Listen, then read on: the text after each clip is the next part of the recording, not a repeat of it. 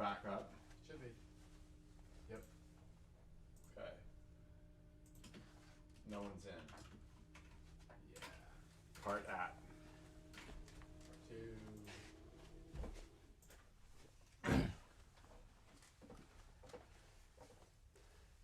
Maybe like say we're back. Tell them what happened.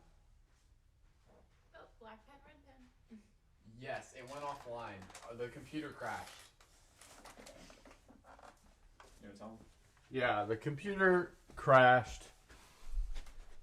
That's the situation. I don't know what to say. That just happened. We're back up though. Hopefully we can get people like to know that it's happening. Okay. So geometric series. So these are series. I saw a smiley face up there. No. These are series of the following form. The sum n equals 1 to infinity of a times r to the n minus 1, where a and r are numbers. Obviously, the convergence is going to depend on whether or not r is within a certain region, but we'll figure that out as we go. So notice that this looks like a plus ar plus ar squared plus ar cubed, dot, dot, dot, right? So the important thing here is that you start with some number. You know, often this is 1 or just like the common ratio itself. And then if you divide any two consecutive terms in this series, you get the same number. So notice AR divided by A is R, AR squared divided by AR is R, so on and so forth. So R is called the common ratio. Ratio. So here's our goal. We want to see when this converges. Okay. So, when does this converge? Well, we can do that by looking at when does the sequence of partial sums converge. So let's set Sn equal to a plus ar plus all the way up to ar to the n minus 1. Okay, then, I mean, there's like a couple of different ways to do this, but the standard is to multiply this by r. Then you'll have r times Sn will be equal to ar plus ar squared plus ar to the n minus 1 plus a times r to the n. Notice everything like scales up by 1, and then we'll take this difference. So if we take the difference, Sn times 1 minus r, I'll just factor the Sn out. A bunch of stuff cancels. So this AR cancels with this AR squared cancels with the one that comes after it. Those last terms cancel as well. We're just left with a minus a times r to the n. Or we have s to the s sub n is equal to a 1 minus r to the n over 1 minus r. But then it's kind of well known when this thing has a limit, right? So if r is bigger than 1, this thing will not have a limit because this will just explode.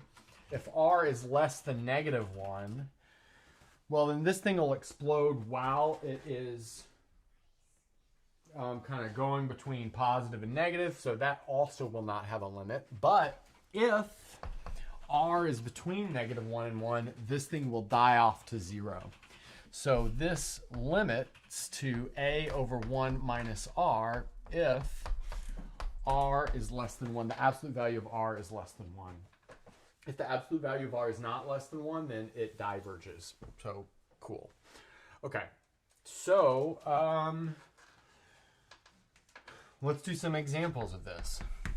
So some examples of this would go like, let's find the sum as n goes from 1 to infinity of 3 to the n plus 2 over 2 to the 2n minus 1. So we want to write it in this form over here. We've got a number times a common ratio raised to the n minus 1 power.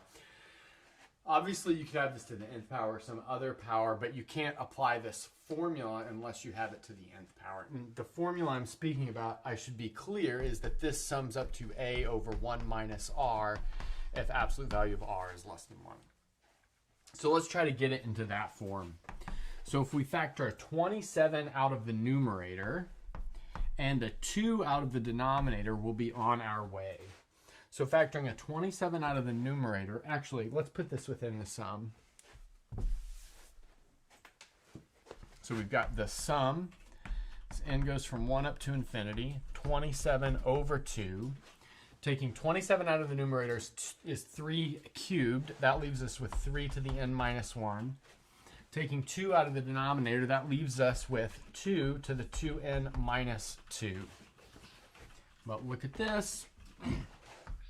This is the same thing as 4 to the n minus 1, right? Just by some exponent rules. So in the end, we have this is the sum. This n goes from 1 up to infinity. 27 over 2, 3/4 to the n minus 1. Now it looks exactly like geometric series. We're perfect. Our starting term is 27 over 2. Our common ratio is 3/4. So we have this is 27 over 2 over 1 minus 3/4. So that is 27 over 2 over 1/4. But let's see, flipping that up, we'll get 54 in the end, right? Because it cancels down a little bit. Okay.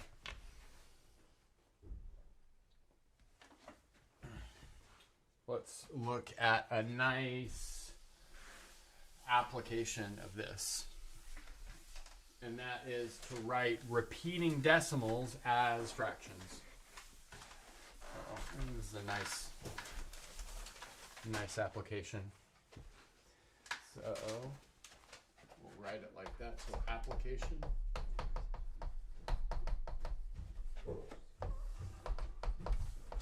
Repeating decimals as fractions. So I think before you learn anything about fancy stuff like infinite series, there are some tricks that are taught, like in secondary school, like how to calculate this type of stuff, but I think it's really nice and clear with geometric series. So let's look at this example. We've got 0.3131, and we'll have that 3,1 repeat. So the first thing that we want to do is write it like a geometric series, and then use the sum of the geometric series formula. So notice that this is 0.31 plus 0.0031 plus 0.000031 plus ... right? So that's just breaking this into all of those parts, but now we can write each of those as ratios of numbers. That's 31 over 100 plus 31 over 10,000. Is that right? Yeah. Plus 31 over 10,000 times 100, whatever that is, 1,000,000 plus ... But let's notice that that is equal to the sum as n goes from 1 to infinity of, well, our starting term is 31 over 100. And then our common ratio, which is the ratio of this with this or this with this, is 1 over 100. And how do we see that really quickly? That's because we've got two digits that are repeating. First two give us our first term, then we have this common ratio, that's n minus 1.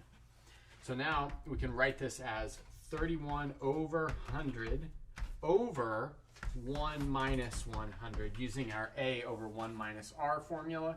But that denominator is 99 over 100, so in the end we get 31 over 99.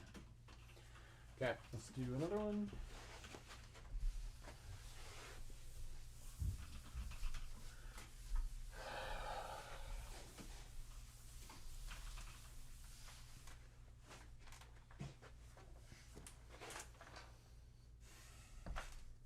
So do people come back?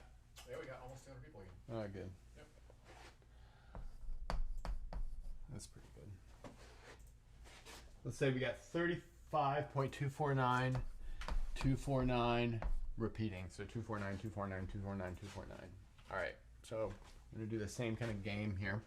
So this is going to be equal to 35 plus 249 over 1,000 plus 249 over 1,000. I'm just going to write it as 1,000 squared. I think that's pretty obvious that that's 1,000 squared by the fact that it's way back there. And then 249 over 1,000 cubed, dot, dot, dot. Well, notice our first term is not part of the repeating action.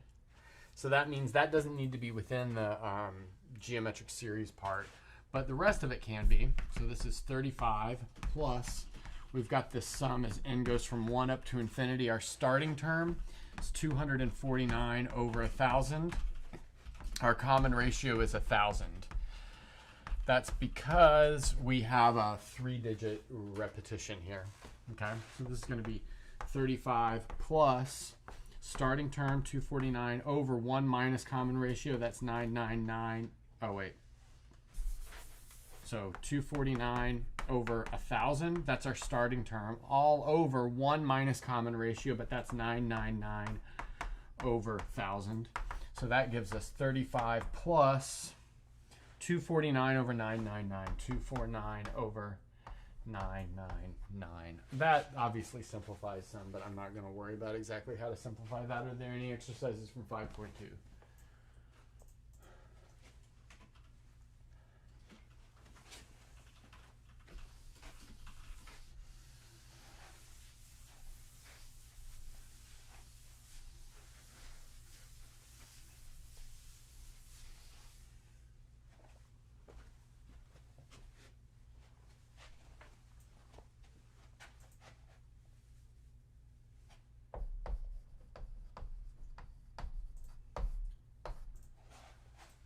Yes, no, maybe so. Okay, so let's not worry about it.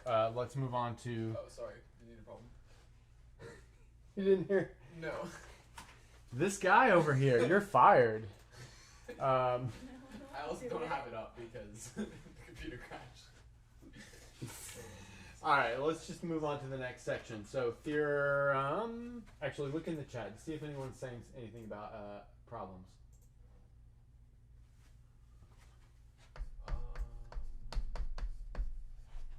243, 249. I can pull them up really quickly. Yeah, let's do that. I'm just going to write the heading here, and then we'll do the problem over here. This is 5.2, right? In a series? Yeah.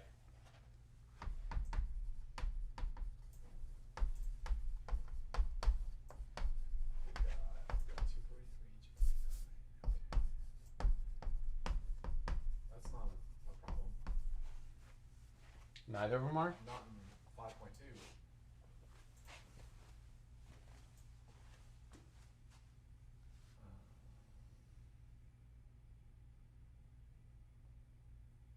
Yeah, I don't know.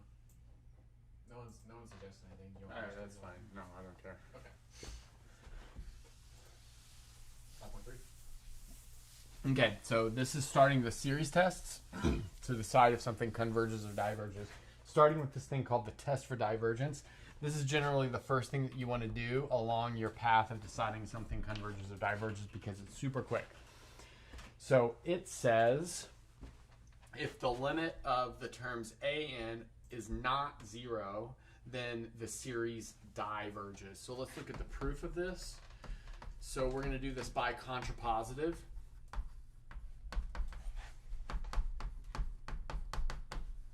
So if this is a P implies Q statement, that means we're going to want a not Q implies not P statement. Okay, so let's do that.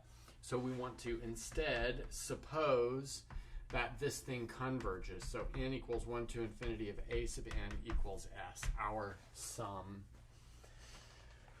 Okay, then I want to notice that this limit as n goes to infinity of a sub n is equal to this limit as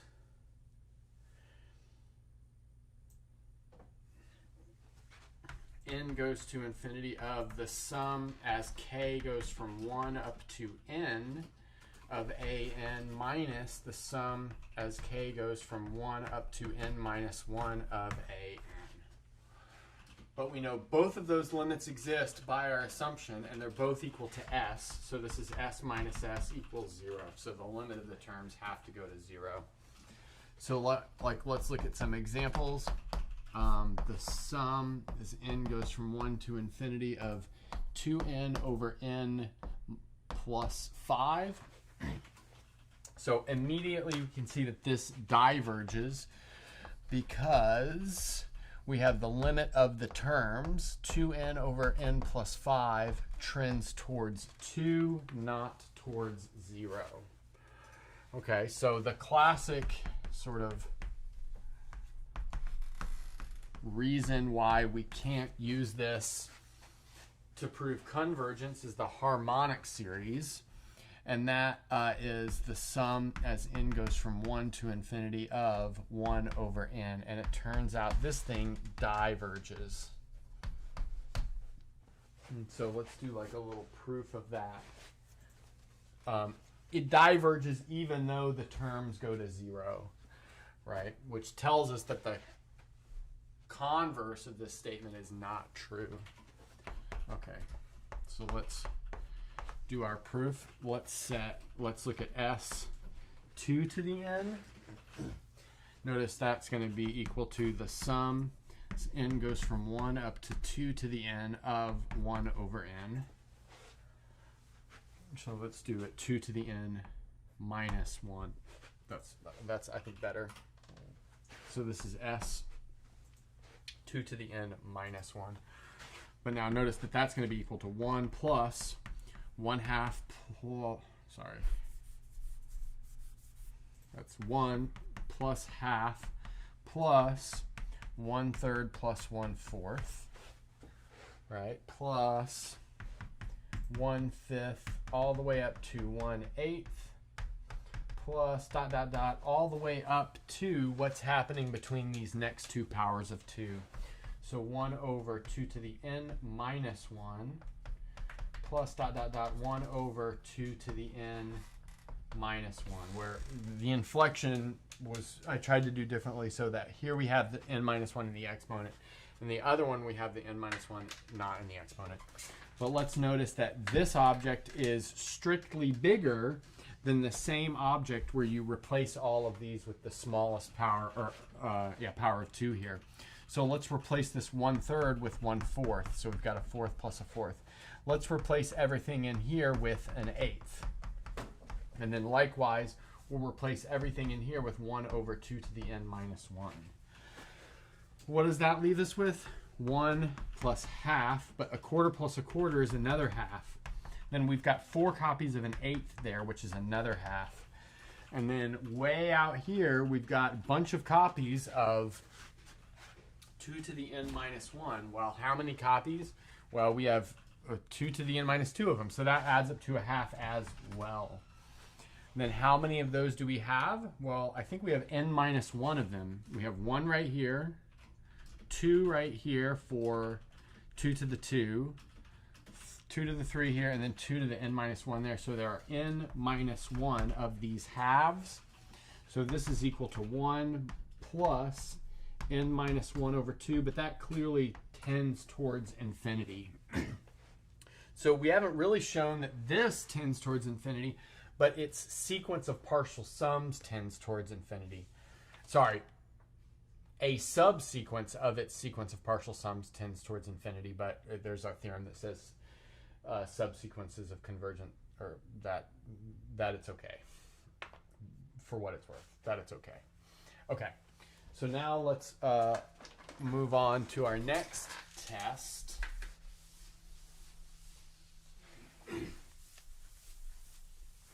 Which is the integral test.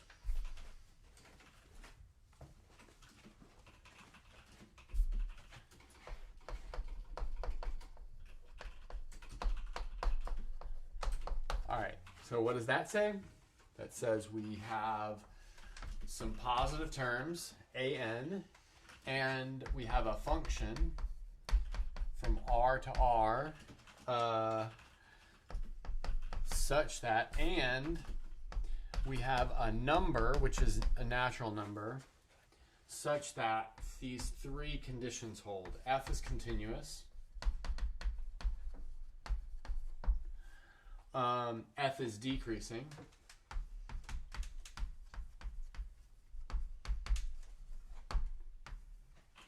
Then F of n equals a sub n for all n bigger than or equal to this capital N.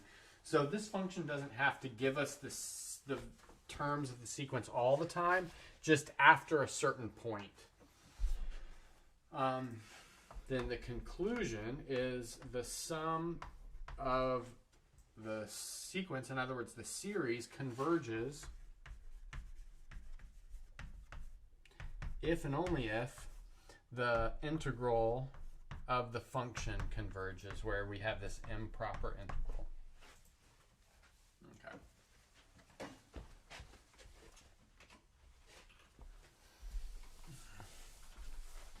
So let's just sketch the basic idea for this.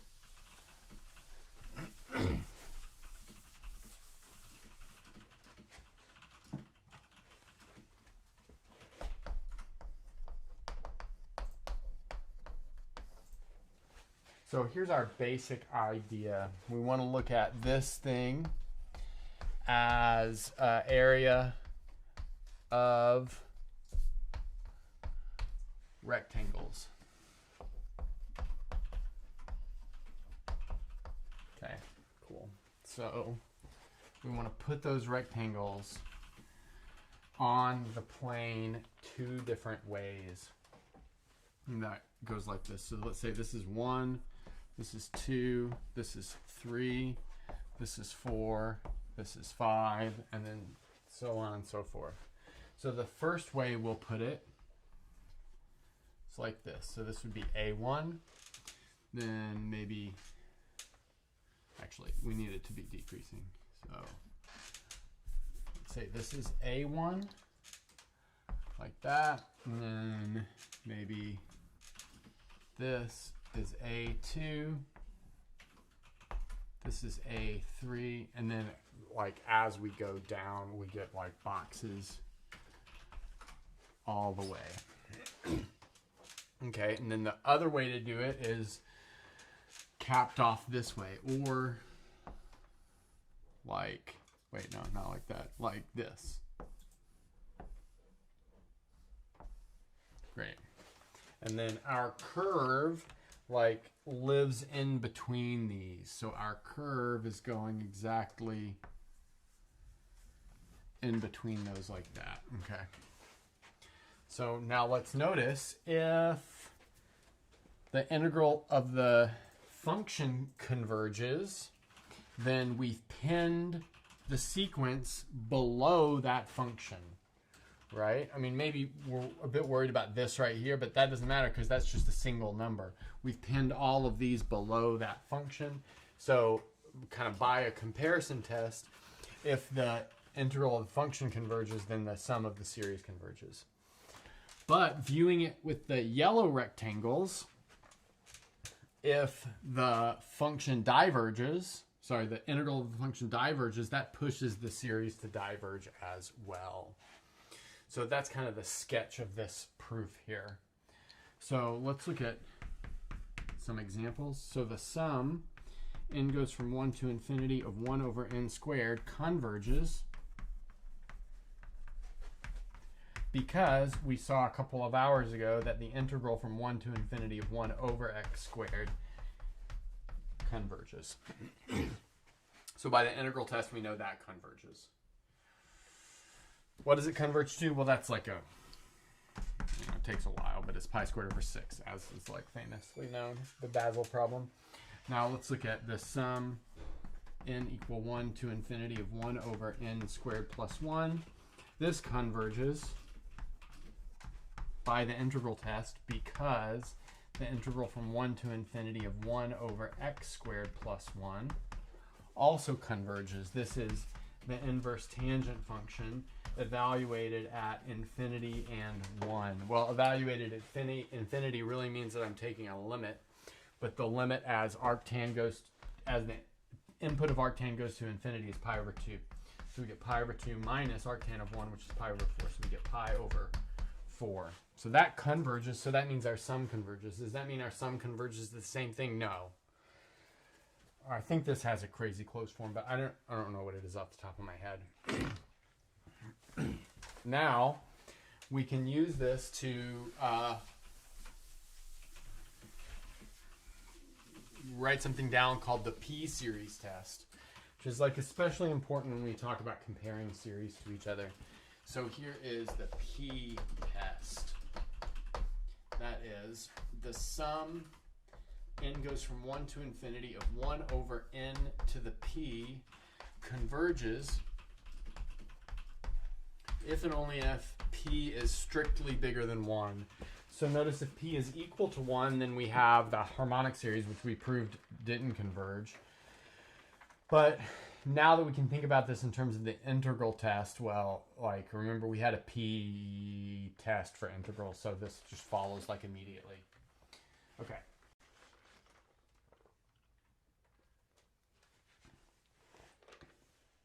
You can estimate sums with integrals. Okay. That's all I'm going to say about that. Now let's move on to comparison tests. So we've got the straight up comparison test and the limit comparison test. So let's do those. Right?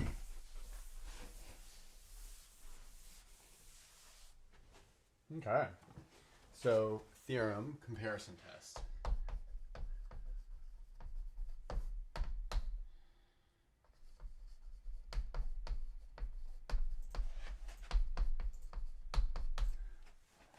Okay, so let's suppose that n is some natural number such that for all little n bigger than this capital N, we have positive sequences in this order.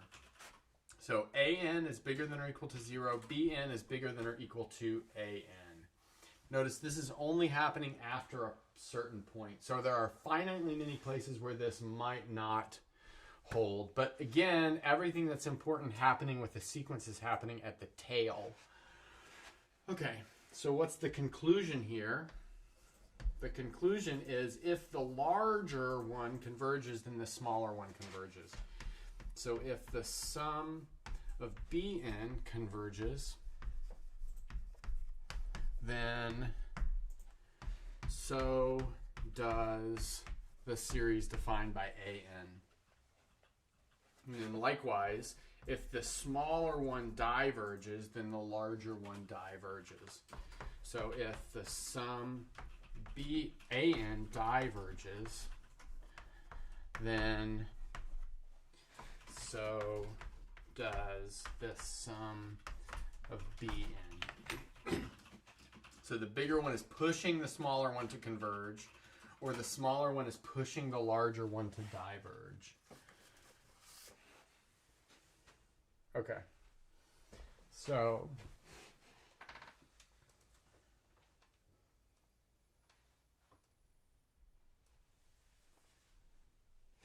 I kind of like the proof of this, so let's do the proof.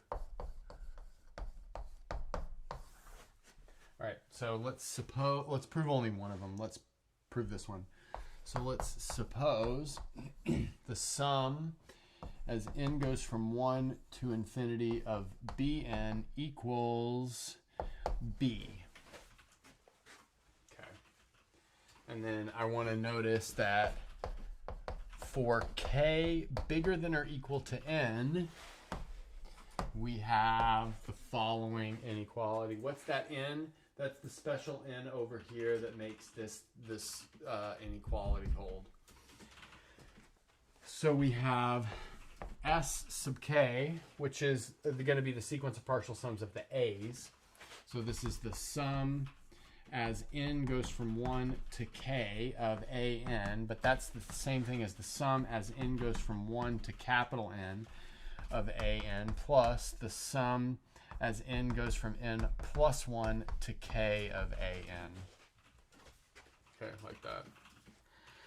But let's notice that this guy right here is a partial sum. It's s sub n. And that n is fixed. It's given to us by this condition here. Then let's replace this an with the bn's. And furthermore, let's just put all the values in at the beginning as well.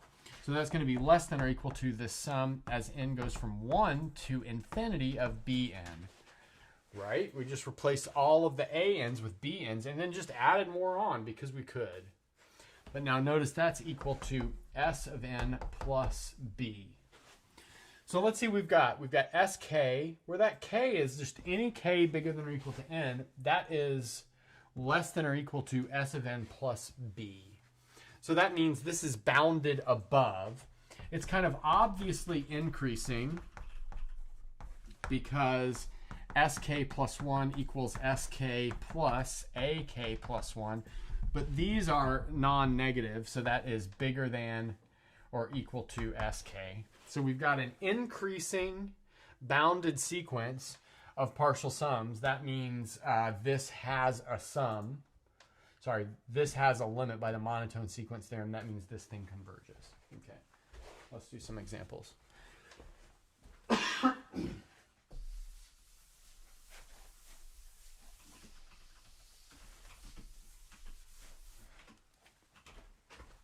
Okay, so let's say we've got this sum, n goes from 1 up to infinity of 1 over 5n squared plus 7n plus 4. Okay, let's notice this. Let's notice that 5n squared plus 7n plus 4 is most definitely bigger than or equal to n squared. Well, I don't even need the or equal to here because we're obviously making this thing bigger. Multiplying by 5, adding 7 times n plus 4.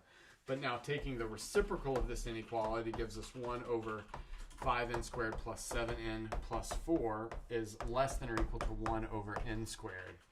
And then we know by the Ptest that the sum 1 over n squared converges. So I'll just say converges. I mean, we know what it converges to, but not like as part of the calculations we've done. So that tells us that our new sum, I should say series, also converges by the comparison test because we pinned it below something that converges. All right.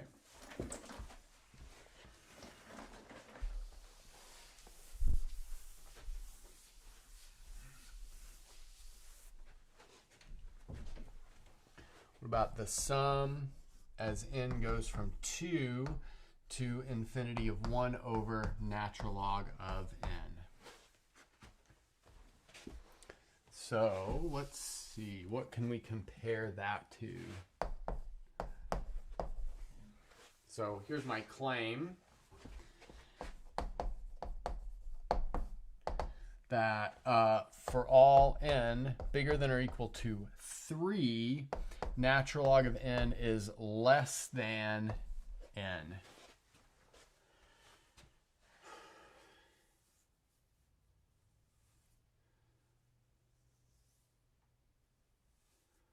Is that obvious? Well, maybe we'll consider this function. Let's consider the function natural log of, well, x minus natural log of x.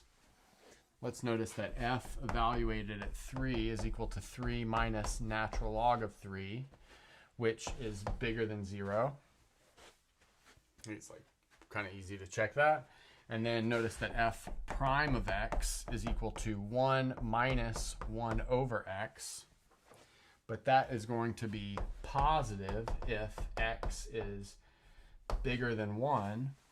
So the function is positive and increasing, but if it's positive and increasing, it's always going to stay positive. So that tells us that f of x is bigger than 0 for all x bigger than or equal to 3.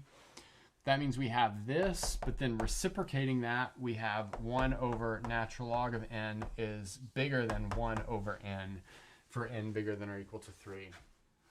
But we know by the p-test or by the proof that we did before that the harmonic series 1 over n diverges. But we've got terms that are larger than the harmonic series, so they must also diverge. So that means our series, 1 over natural log of n, also diverges. Might say, well, why did we start at 2 instead of 1? It's because natural log of 1 is 0. That would be bad because we have something in the denominator that's not good. Okay. So now, limit comparison test.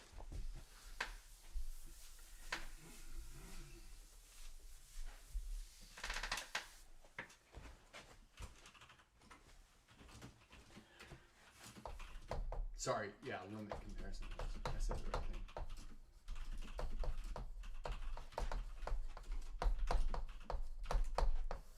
All right. So what does this say? We've still only got sequences of positive terms. That's kind of interesting. So let's suppose that an and bn are all positive numbers. Then if the limit as n goes to infinity of an over bn is equal to L, which is strictly bigger than 0 and not infinite. So let's maybe point that out. So not infinite, in other words, finite, I guess, then the series an converges if and only if the series bn converges. All right. So let's look at the proof of this.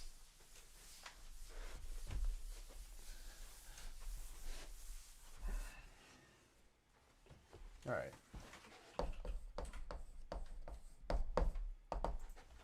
All right, so what do we want to do? So let's suppose the limit as n goes to infinity of an over bn equals L, and take our natural number n, that'll put our ratio of terms within a certain value of L. And how close? Between L over 2. So take capital N such that if n is bigger than or equal to n, then a sub n over b sub n minus L is less than L over 2. So we're like setting epsilon equal to L over 2 and finding the appropriate n. That's essentially what's going on here. But now notice that we can rearrange this inequality fairly easily. We've got an absolute value inequality, which is the same thing as a compound inequality. Putting it into a compound inequality and then getting an over bn by itself, you see that this means that L over 2 is less than an over bn, which is less than 3L over 2. Okay. But that tells us that L over 2 times bn is less than an, which is less than 3L over 2 times bn. Notice that L is just a number, right? So now we can use the regular comparison test. So now use regular comparison test. So what do I mean by that? Well, notice if an converges, then an is bigger than, well, really a constant multiple of bn, so that means bn converges. If an diverges, then an is smaller than a constant multiple of bn, so bn diverges. So that's that. Okay, so let's look at some examples of this. So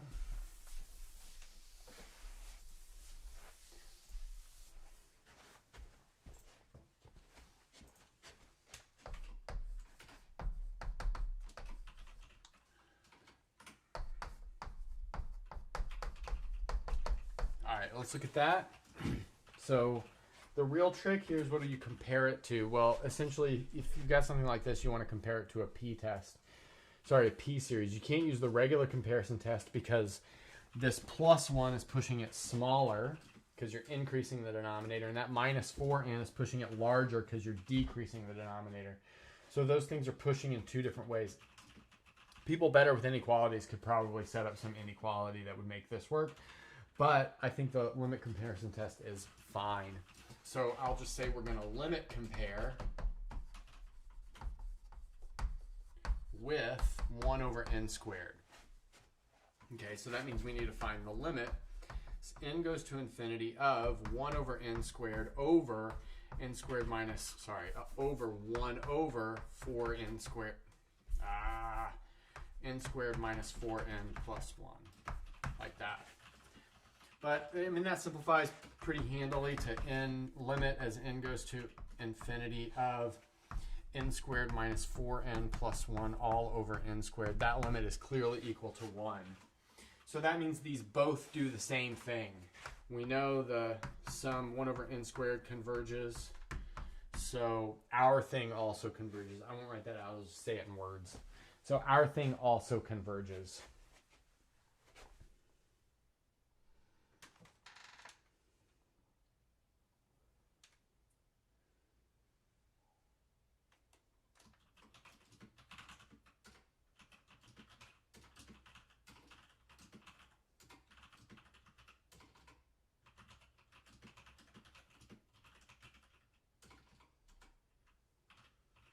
All right, and maybe anything from section 5.4?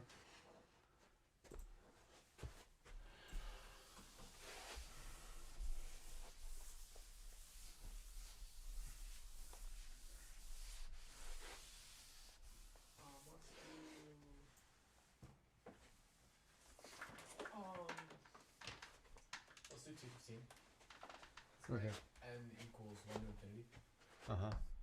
of n to the 1 plus 1 over n power. N to the 1 plus 1 over n? Sorry. 1 over n. Ah, to the 1 plus 1 over n. this one's a tricky one. Oh, is it?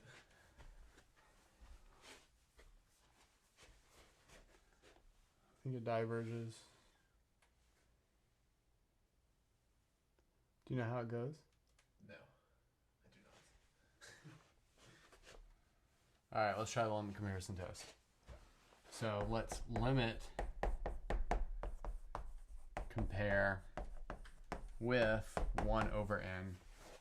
Why 1 over n? Because if n gets super big, this 1 plus 1 over n is essentially just 1. So that's how you want to think about that. Hopefully this works. This is going to be the limit.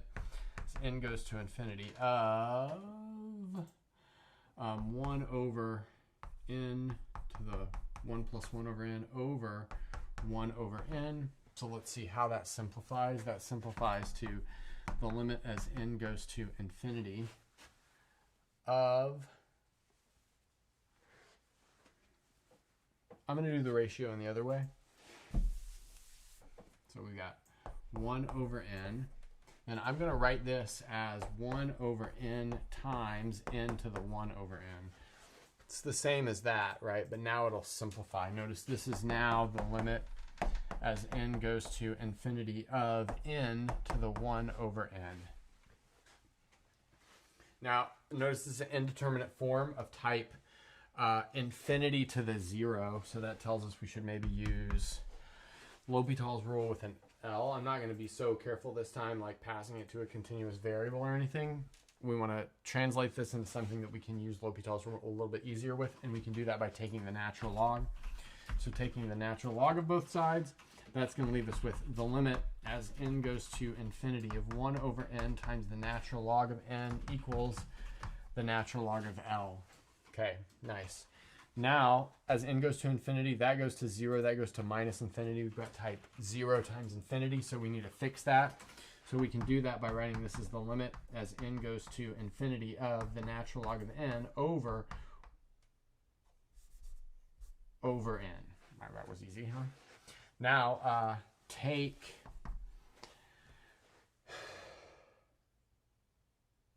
Now take L'Hopital's rule, so take the derivative of both, and we've got the limit.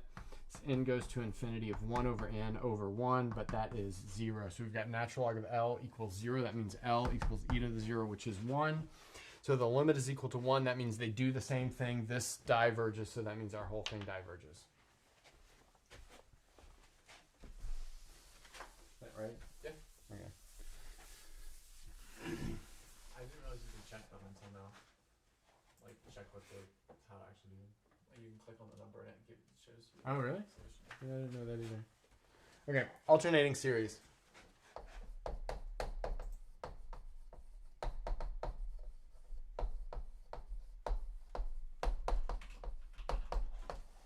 Okay, alternating series test. So here is the setup. We've got a series like this. So it's going to be the sum.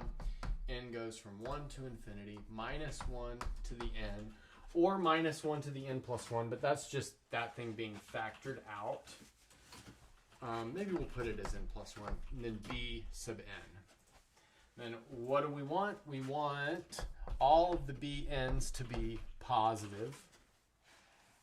And then we also want them to be decreasing and limit towards 0. So let's put those here. So let's suppose bn plus 1 is less than or equal to bn for all n after a point, and the limit as n goes to infinity of b sub n equals 0. Then we will put a yellow star next to this. Yellow star converges. So it's got to be alternating. The terms have to be decreasing. And then it has to limit to 0. And then it is convergent.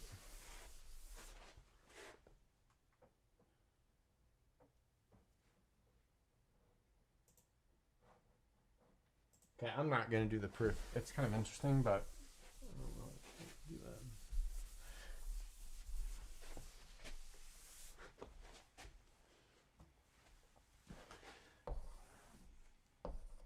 So, I mean, there's some basic examples of this, like the alternating harmonic series versus the regular harmonic series. So let's say we've got the sum as n goes from 1 to infinity, minus 1 to the n plus 1 over n. So notice that looks like 1 minus half plus third minus quarter plus fifth, right? Well, notice that 1 over n plus 1 is less than 1 over n. That's pretty obvious. That's this rule right here. And then the limit as n goes to infinity of 1 over n equals 0. So that combined with the fact that it's alternating means this thing converges. So all sorts of p-series that don't converge when they're not alternating do converge when they're alternating. I mean,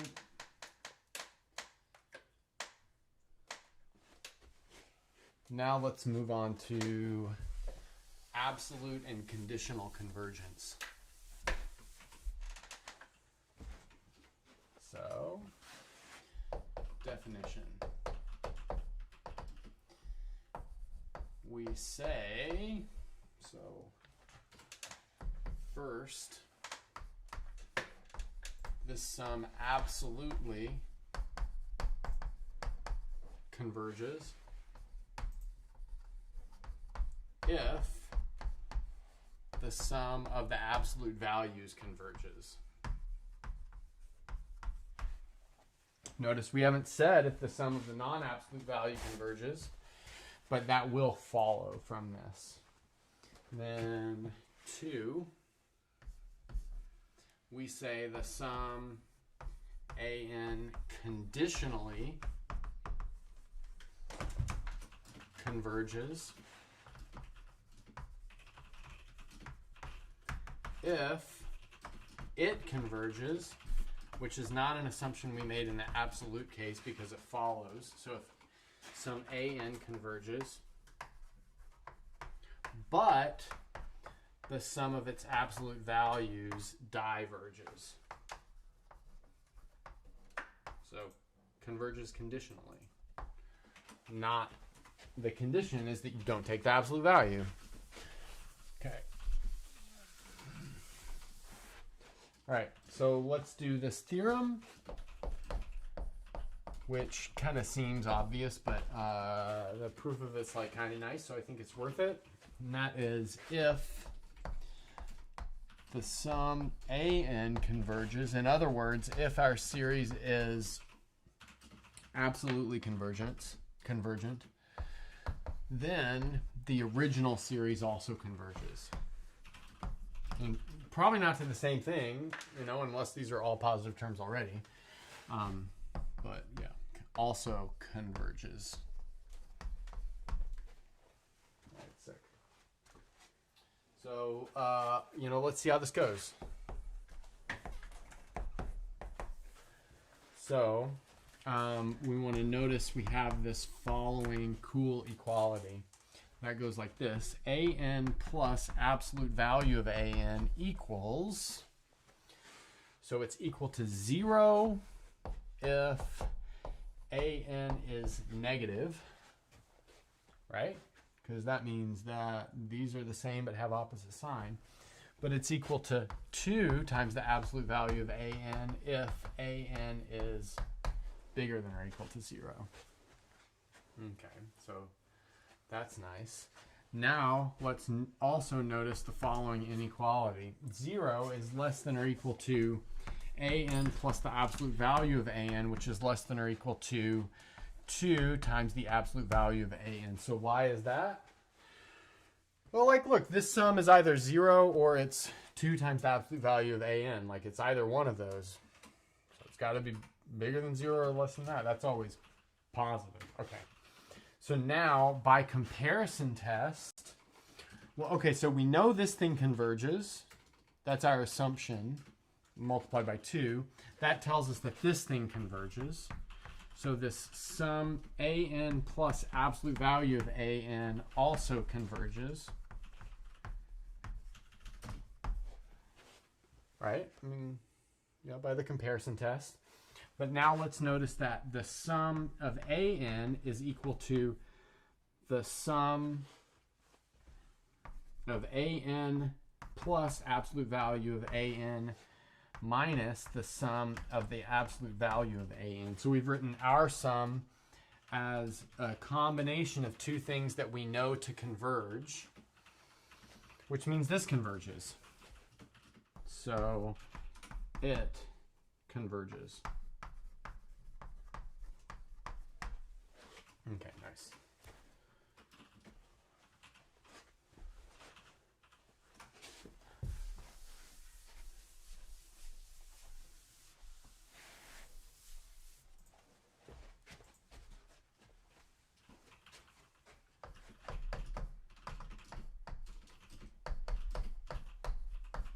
So minus 1 to the n plus 1 over n conditionally.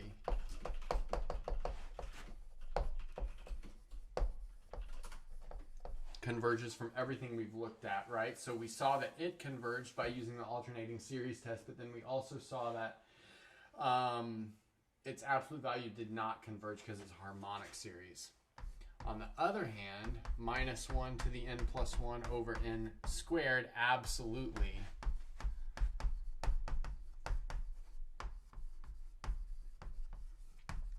converges. Kind of by the Ptest, it absolutely. And then you don't even have to check that it regularly converges because of that theorem. So we're good to go. Okay.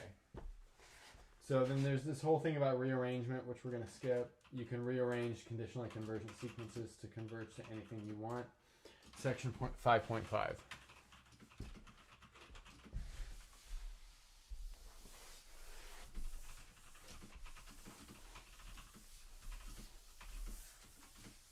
Questions from section 5.5. Did you hear me now? Yeah. Jillian, would you get the rest of Enzo's food? Yeah, is it right here? Or is it upstairs? I think it's upstairs. Or did Sandra bring it down? It's just chips. No? No. You want me to ask her? No, I'll just eat this.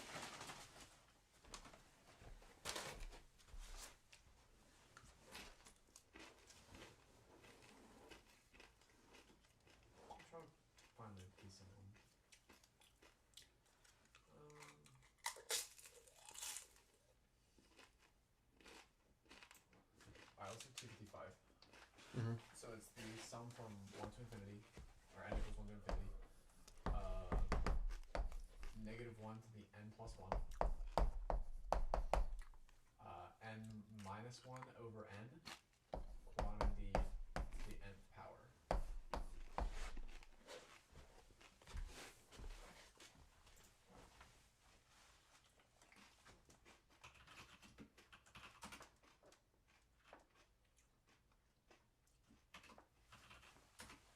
All right.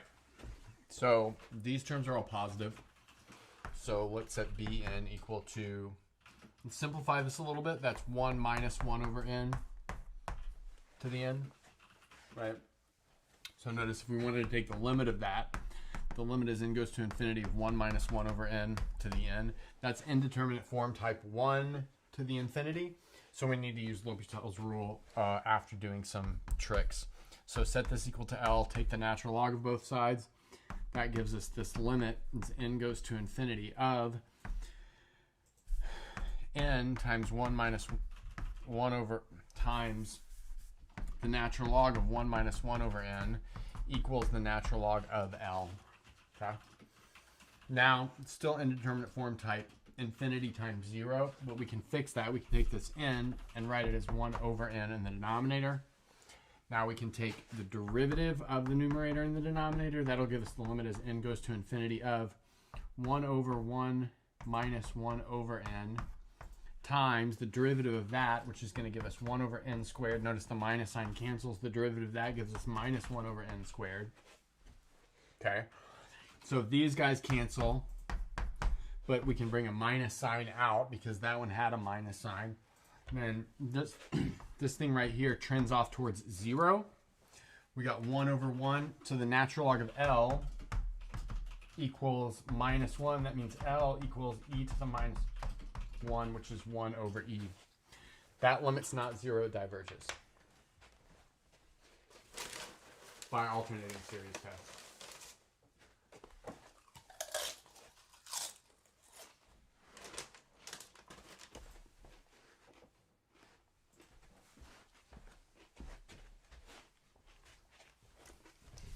Getting there, guys. Ratio and root test.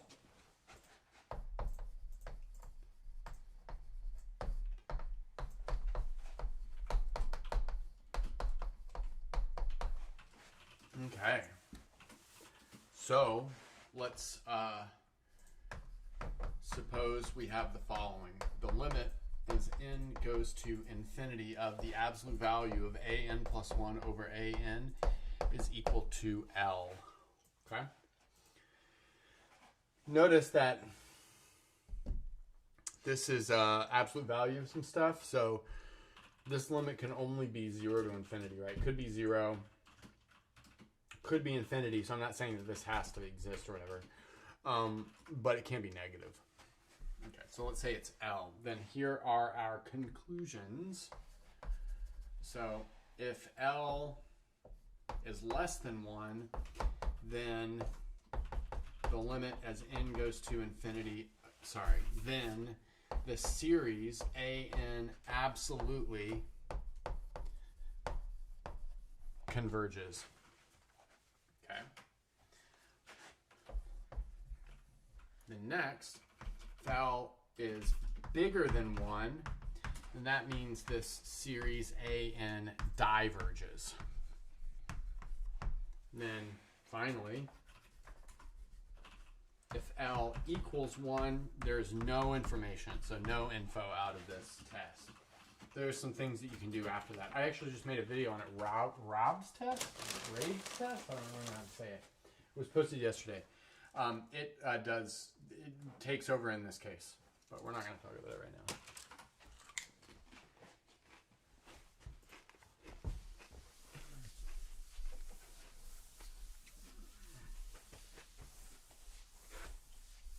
I'm really into this proof, so we're going to look at this proof. So, Is this the video you're talking about? what? Is this the video you were talking Yeah. about? I'm gonna link it. Okay.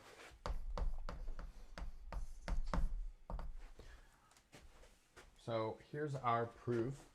Let's suppose that the limit, this n goes to infinity, of the absolute value of an plus 1 over an equals L, which is less than 1. So we're working in this first case. We'll show that this thing absolutely converges. So next, let's take R from the interval L to 1. Okay, well, how can we do that? L is smaller than 1. But if L is smaller than 1, there are real numbers between L and 1. We're taking R to be that. And then next, let's set epsilon equal to R minus L. And then find a natural number n corresponding to that epsilon. What do I mean by that? I mean that if n is bigger than or equal to n, then the terms of our sequence, which are these absolute values of these quotients, are close to L. So we get the absolute value of an plus 1 over an minus L is less than epsilon, but that's R minus L. Okay, now we can break this from a compound inequality to, from absolute value inequality to a compound inequality. So that's going to be L minus R on this side, because that's minus R minus L. We got absolute value of an plus 1 over an minus L is less than R minus L, right? So it's minus this over here plus this over here. Remember, that's like minus epsilon plus epsilon from this thing right here. Okay, now where can we go from here? Sorry, this absolute value should be here. Now we can add L to all sides of this, and then notice that this is an absolute value, so we don't really need the minus R here.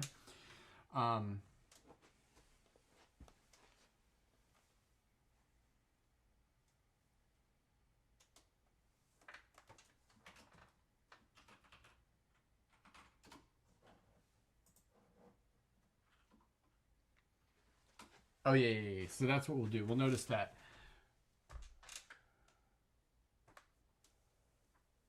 Okay. Yeah. So we'll add L to all parts of this, and that'll leave us with the following inequality. 0 is less than or equal to an plus 1 over an, which is less than R.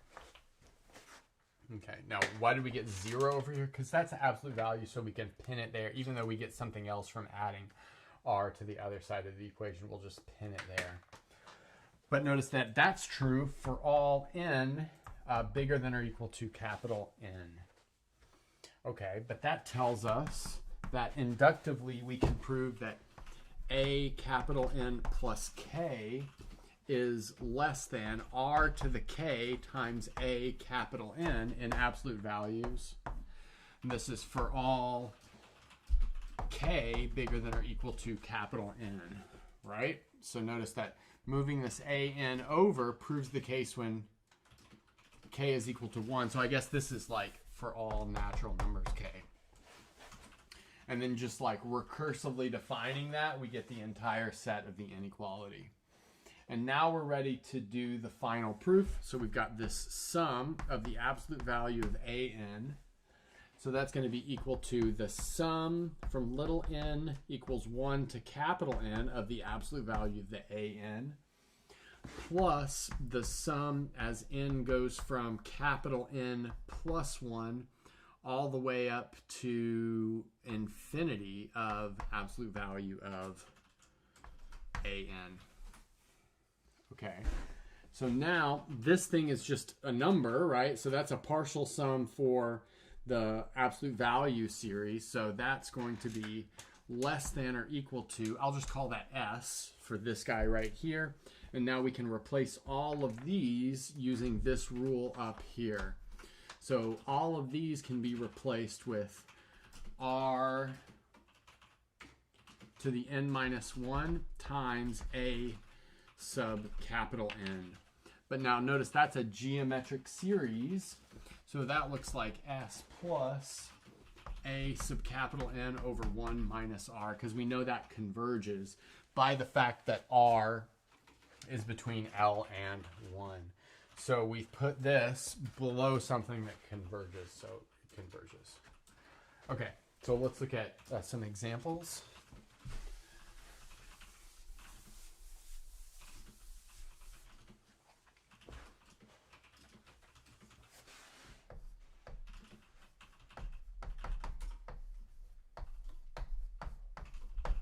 Okay, let's look at this. The 3 to the n over n factorial. So the big question, does a factorial win? Or does an exponential win? We can like settle this fair and square with the ratio test. So notice these are positive terms, so we don't really need to worry about the absolute value. So we need to look at the limit as n goes to infinity of 3n plus 1 over n plus 1 factorial. That's like our a n plus 1, and then 3n over n factorial. That's like our a n. Now that's the same thing as the limit as n goes to infinity of, I'm going to do the flipperoo here. This is n factorial over n plus 1 factorial. And then 3n plus 1 over 3 to the n. I put the like terms on top of each other. Now we can simplify. This bit simplifies just down to the number 3. This thing simplifies to 1 over n plus 1, given the fact that n plus 1 factorial is n plus 1 times n factorial. So in the end, we have this is the limit as n goes to infinity of 3 over n plus 1. That limit's clearly equal to 0. So that means this thing converges. There's no really need in saying that it absolutely converges, but maybe we could. That's because it's got all positive terms already. Okay, so let's look at another one.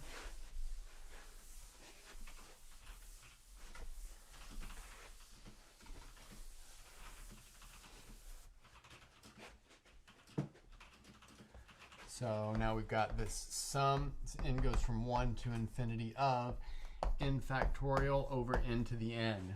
All right, well, notice the factorial beat the exponential. Well, the exponential grew pretty fast, but the factorial grew so fast that it caused this thing to converge, right? Now, who wins here? Factorial or this n to the n type thing? Well, let's decide with the ratio test to see if this converges or diverges. So we need to take the limit as n goes to infinity of n plus 1 factorial over n plus 1 to the n plus 1 over n factorial over n to the n. Cool. Now let's rewrite this. This is going to be the limit as n goes to infinity of n plus 1 factorial over n factorial. Those are the factorial type terms. And then n to the n over n plus 1 to the n plus 1. All right, now we got to simplify this a little bit. Let's see what we can do. So let's notice that this guy will cancel this guy down to n plus 1. But that makes this thing cancel a 1 off of this. Then we can slam those together. This is the limit as n goes to infinity of n over n plus 1 all to the n power. Not again. This is type 1 to the infinity, so we've got to use L'Hopital's rule. So this is L. Take the natural log of both sides. That gives us the limit. As n goes to infinity of n times the natural log of n over n plus 1 equals the natural log of L. Now I'm going to do a trick here just to make the calculation a little bit easier. I'm going to multiply this by minus 1 and then take the reciprocal of this inside. Right, that's the same thing, multiplying by minus 1 and taking the reciprocal of the inside of a natural log. Taking the reciprocal of the inside of this natural log gives us 1 plus 1 over n. Okay, so then, well, we've taken this limit, I think, a couple times today already. We saw that that limit was equal to e, but now we've got a minus, so that means the natural log of L is equal to, sorry, not equal to e, equal to 1, but we've got a minus, so that's equal to minus 1, but that means that L is equal to 1 over e, but 1 over e is less than 1, so that means it converges.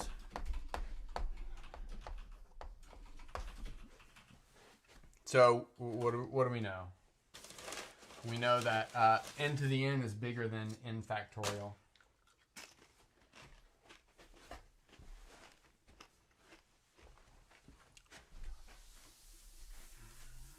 Okay, there's this like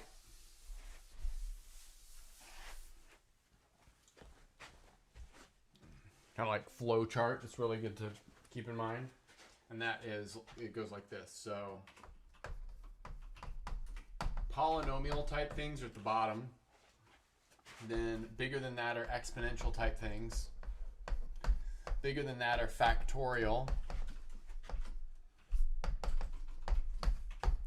And then bigger than that are these kind of, I don't really know what to call these. I'll just call them n to the n type things. So if you're like, got something set up, you want to look at what's in the numerator and what's in the denominator, and that'll give you an idea if it converges or diverges. So this thing is bigger than this factorial type thing, probably converges. I mean, you might have to check it if there's a lot of crazy stuff wrapped up into it, but that gives some intuition. I've seen lots of people make this chart before. This is not anything like fancy or whatever. All right, so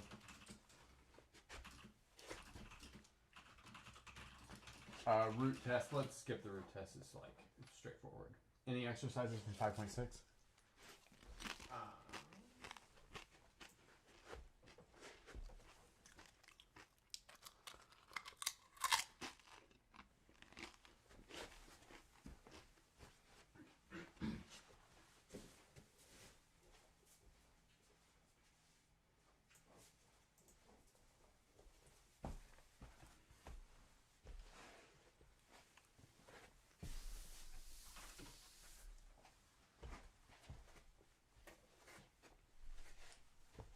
No one's suggesting anything, and the delay is like pretty low, so I think we're good if you want to move on. The what's pretty low? Like the delay, like someone says maybe 376. Okay, let's do that. That one.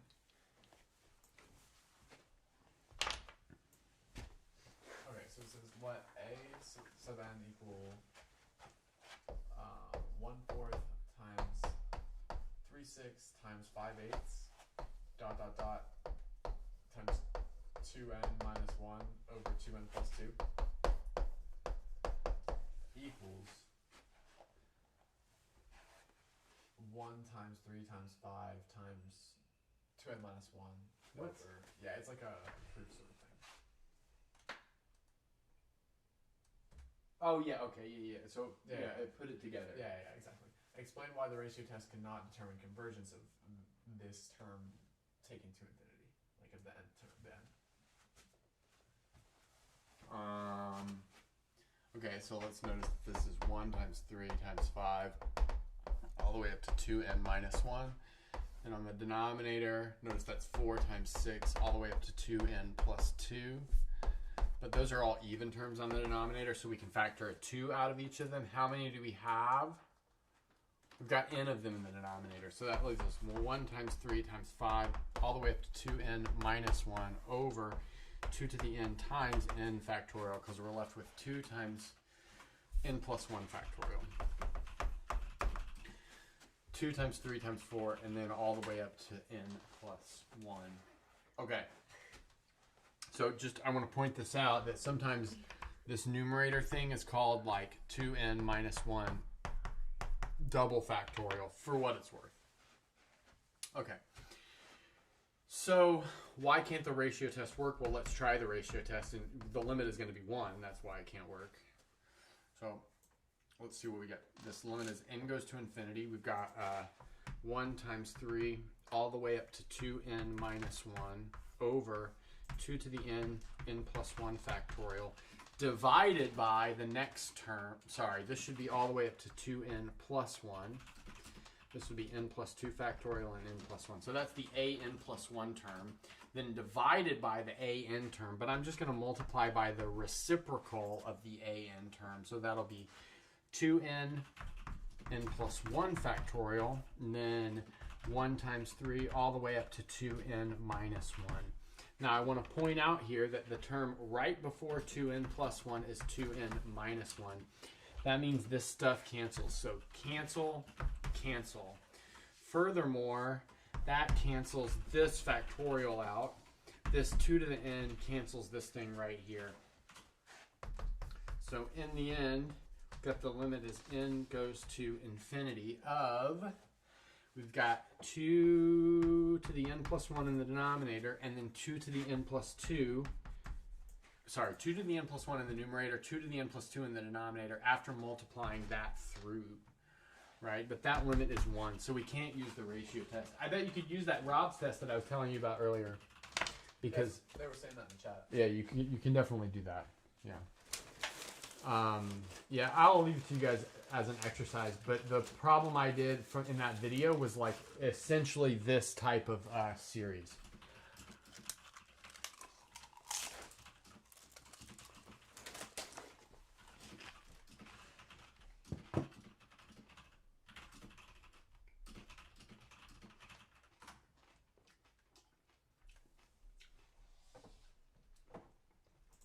Chapter 6.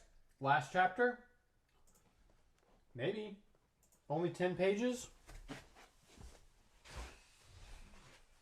No comments?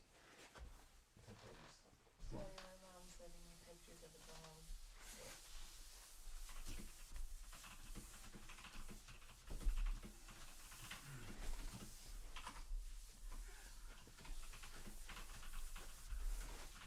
Should I do the chapter 5 backflip? Or are people worried about me? People are kind of worried about you. I'm not gonna lie. Like one guy was like, I was like, I might have to remind him, and one guy was like, nah, just if he says it, then he can do it. But if he doesn't say anything, don't remind him because I don't want him to hurt himself. Dude, really cool.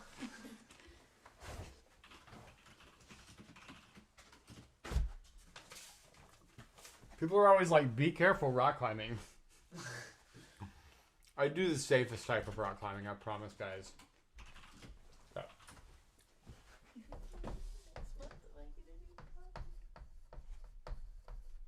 Power series. That's what we're going to do now. Last chapter. Officially not doing chapter 7. So these are series of the following form. We've got the sum as n goes from 0 to infinity. We generally start at 0 for power series. Obviously, we could start at 0 for regular series too, but I don't know why one is standard and one is not. Then we've got a coefficient, which here we'll use c to the n, and then we've got a variable raised to the n power x to the n. So how you want to think about this, this is a generalization of a polynomial. It's an infinitely long polynomial, right? So we could write out some terms if we were psyched. That's c0 plus c1x plus c2x squared plus ... Okay, so like I said, power series. Yeah. Okay. So let's look at some examples. The sum xn. N goes from 0 to infinity. Well, what's that? That's just 1 plus x squared plus x cubed plus ... Okay.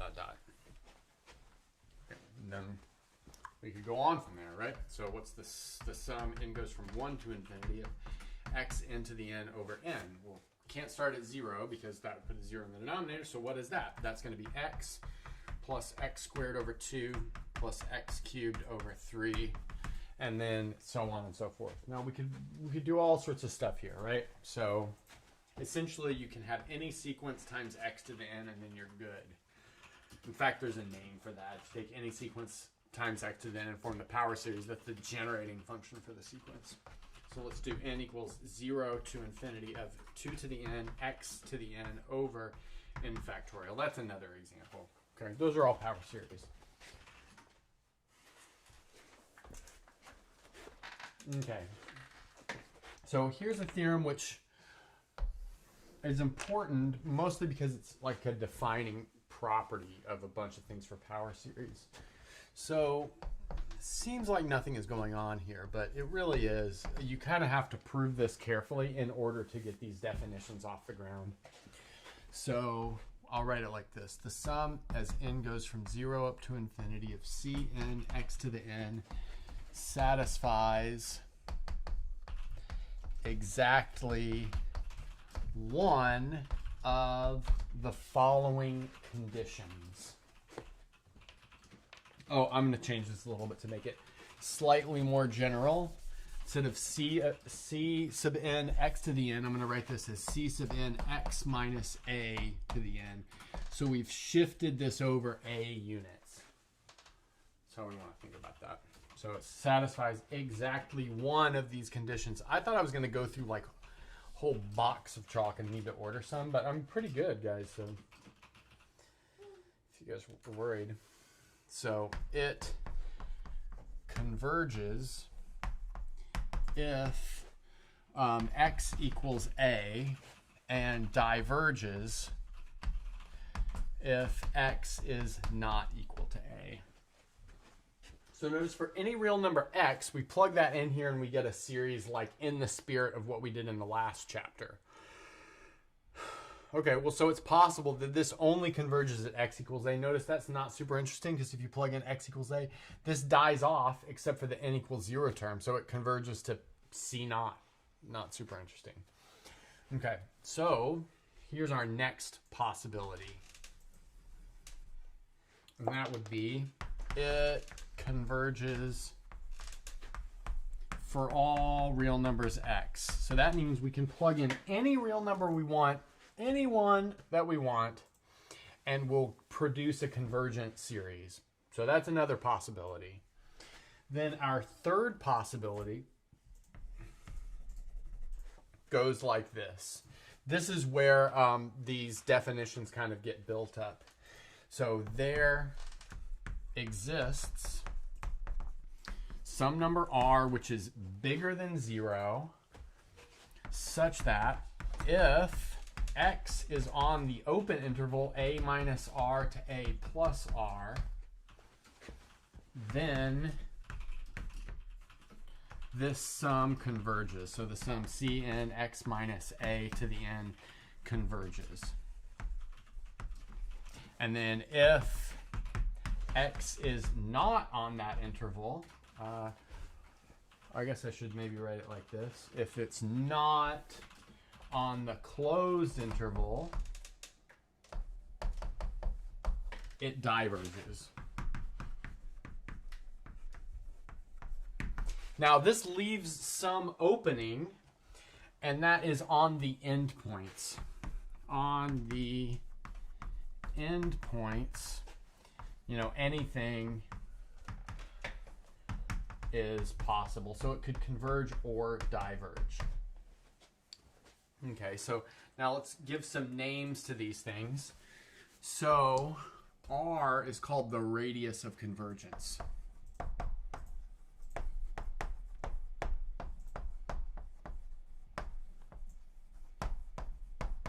Okay, and then this interval where it converges is called the interval of convergence. And I'll call that I, and there are 4 possibilities. And that is, it could be a completely open interval. Well, we know it converges in there, but we also could have convergence on the closure. So a minus r, a plus r, both closed. A minus r, a plus r, left hand closed. A minus r, a plus r, right hand closed. Those are the possibilities for I, and this is the interval of convergence. So interval of, okay, so you got a radius of convergence, but you have 4 possible intervals of convergence. Now, I'm not going to prove this, but how do you prove this? You actually do something like this. You assume that this is not true and this is not true, and then you show that the third one has to be true. And you essentially do that by building it up like it's like compared to a geometric series or something. Okay, so let's do some examples.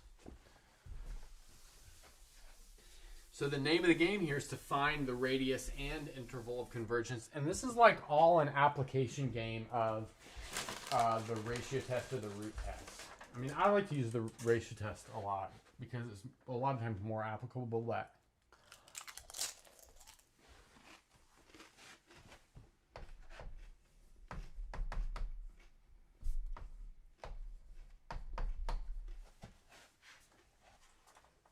Sorry, mouthful of chips. Okay, so let's look at this one. Let's find the interval and the radius of convergence. Well, what I want to notice here is this is immediately a geometric series where the starting term is 1 and the common ratio is x. So we know that this equals 1 over 1 minus x if the absolute value of x is less than 1. So that tells us that our radius of convergence is 1 and our interval of convergence is negative 1 to 1, not including the endpoints. Generally, you can't just write it down like this, but for geometric series type things, this is really the way to do it.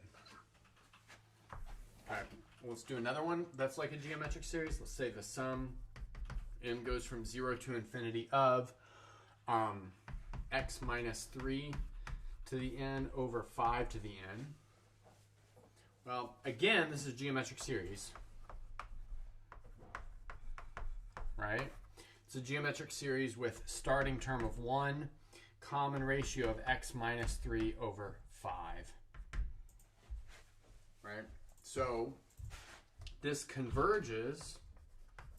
I'll let you write down what it converges to, but it converges if this common ratio is less than 1 in absolute values. That'll be the absolute value of x minus 3 over 5 is less than 1.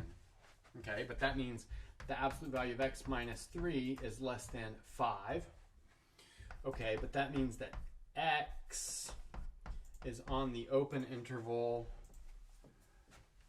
what is it, minus 2 up to 8. Yeah, something like that. Just take this absolute value inequality and turn it into a compound inequality. Okay, let's look at a couple of others. Let's look at some that require some more testing. Could you bang this eraser?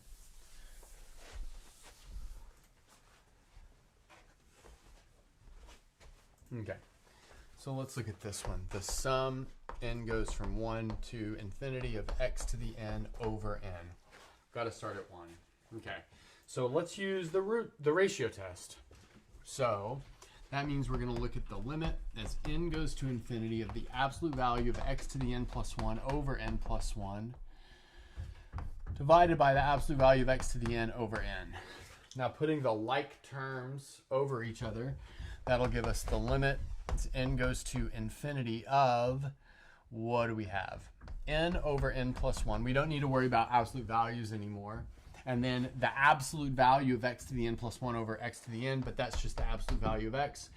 We want that to be less than 1. But notice that this limit will trend towards 1 just because it's like a standard rational function. So that means we get absolute value of x is less than 1. So that means we have our interval looks like minus 1 to 1. And then we have questions here.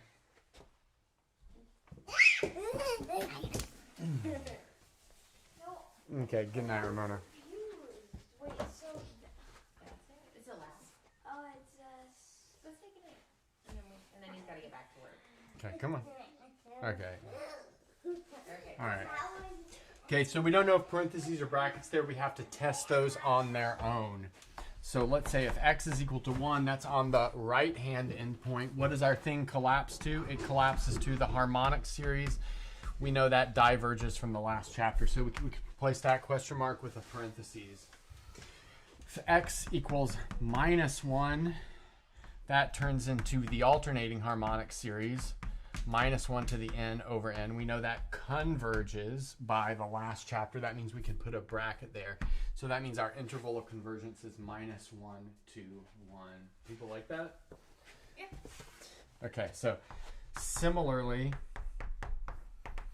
if we have the sum as n goes from 1 up to infinity of x to the n over n squared, we'll get that this converges on minus 1 to 1. So we do essentially the same thing to get that radius of convergence, but if you test each endpoint, this guy will converge at both of them. Next, let's look at this. N factorial times x to the n. Say n goes from 0 up to infinity. Well, I mean, we think that probably shouldn't converge anywhere, but let's check. Let's do the ratio test. So that'll be the limit as n goes to infinity of n plus 1 factorial over n factorial, absolute value of x to the n plus 1 over x to the n.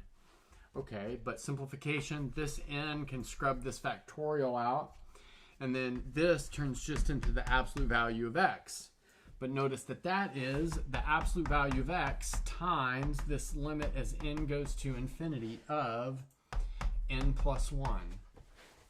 Well, that's going to be infinite unless x is equal to 0. So this is equal to 0 if x is equal to 0.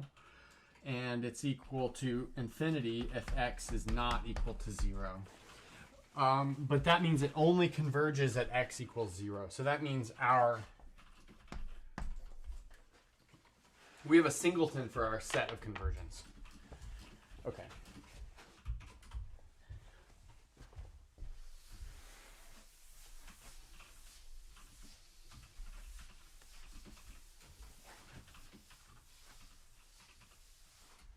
Okay, one of the most important types of power series are geometric series style power series, and being able to manipulate them in order to get closed forms and stuff. So let's just recall that if we take the sum, n goes from 0 to infinity of, I'm going to call it u to the n, we get 1 over 1 minus u if u is on the appropriate interval. I'm writing u there because we'll want to compose other things within that. So that allows us to calculate power series for other nicely defined functions. Like notice this f of x equals 1 over 1 plus x squared looks like this, where u has been replaced with minus x squared. So this is equal to the sum as n goes from 0 to infinity of minus x squared to the nth power. Right? I just replaced u with minus x squared. Thinking about this as 1 minus x squared.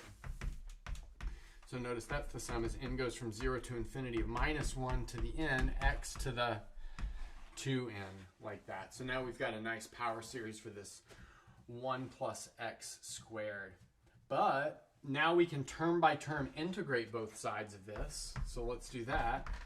So term by term integration will give us arctan of x on the left-hand side, and on the right-hand side, we'll get this sum as n goes from 0 up to infinity of minus 1 to the n over 2n plus 1 x to the 2n plus 1. Again, like I said, term by term anti-differentiation. And you might say, well, maybe we got to do something with what happens at 0, but I think we're okay. Yeah. Okay. So 6.1 exercises. I guess this is also 0.2. Do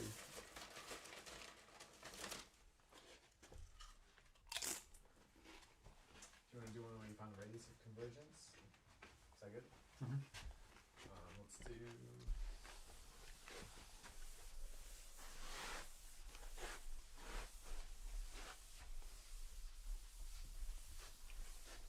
Something similar to the one you just did. Actually, let's do 17 instead. But I was going to do one where it's just n times what you just did, but we'll do n squared times x to the n over 2 to the n. Cool. Is that alright? Mm-hmm.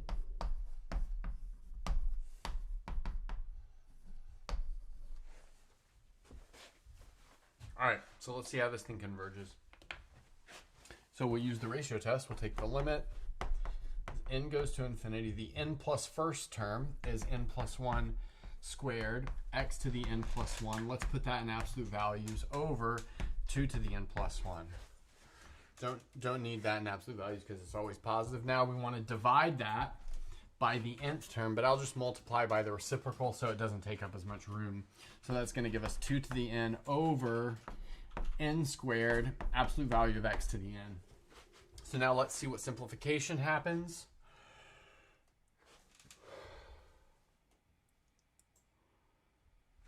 Yeah, so this thing right here cancels this down to just a 2.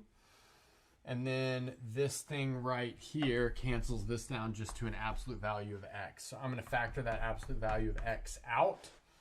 now we're left with this limit as n goes to infinity of n squared plus 2n plus 1 over 2n squared. That's from this right here.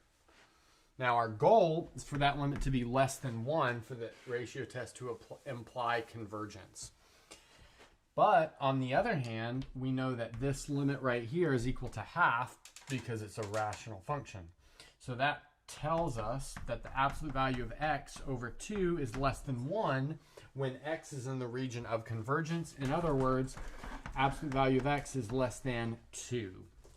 Okay, so that means our radius of convergence is 2, and our interval of convergence is minus 2 to 2. So let's see, radius of convergence is 2, interval of convergence is minus 2 to 2. How am I most assured that, wait, no, that's wrong. I think it's not including either one. And let's figure that out by checking the endpoints.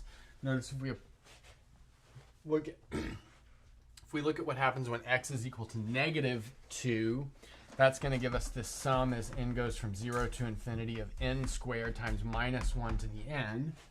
The two parts canceled. That clearly diverges by the test for divergence.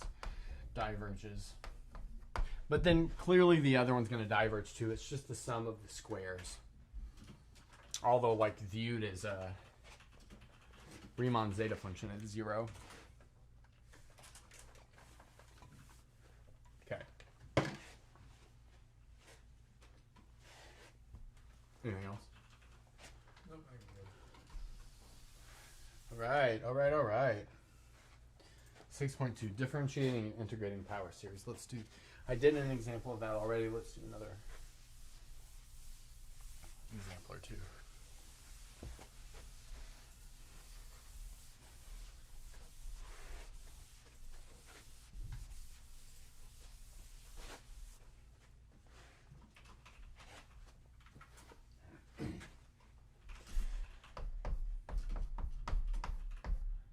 Okay, let's say our goal is to get the power series for 1 over 1 minus x quantity squared. How can we do that? We know the power series of 1 over 1 minus x by the geometric series. Why don't we just square that? Well, if you square a power series, that really sucks. So we don't want to do it that way unless we have to.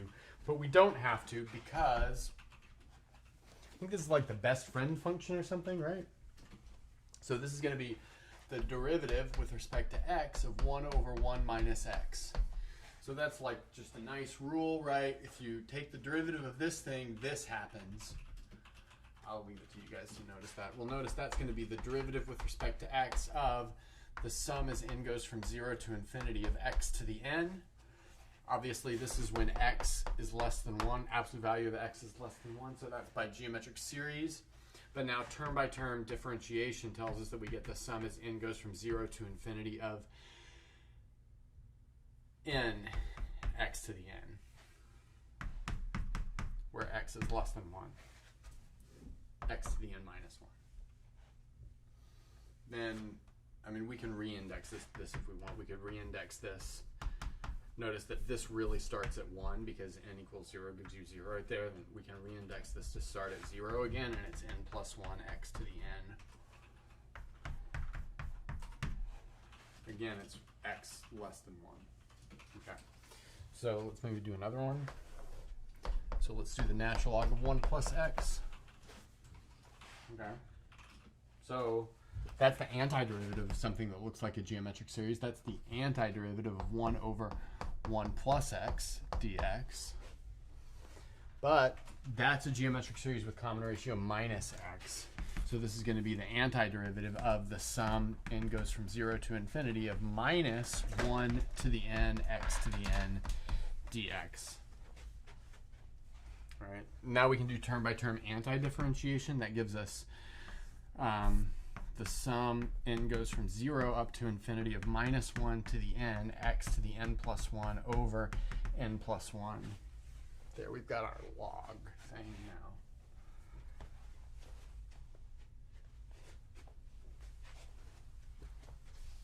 Okay.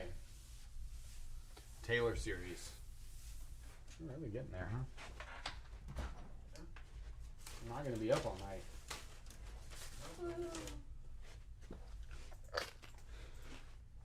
Taylor and McLaurin series? Yeah. So here's our goal. Start with a function. Let's say we've got f, nice function, like smooth probably, right? And we want to build an, sorry, I guess we're calling them cn, such that we have the following. F of x equals the sum as n goes from 0 to infinity of cn times x minus a to the n for some x on the interval a minus r, a plus r. So build a series that is equal to this function on some interval. Okay, so our goal is to make that happen. Well, what are some facts? So what are some things that we need? We need equality of all derivatives at x equals a. So that's what we will impose.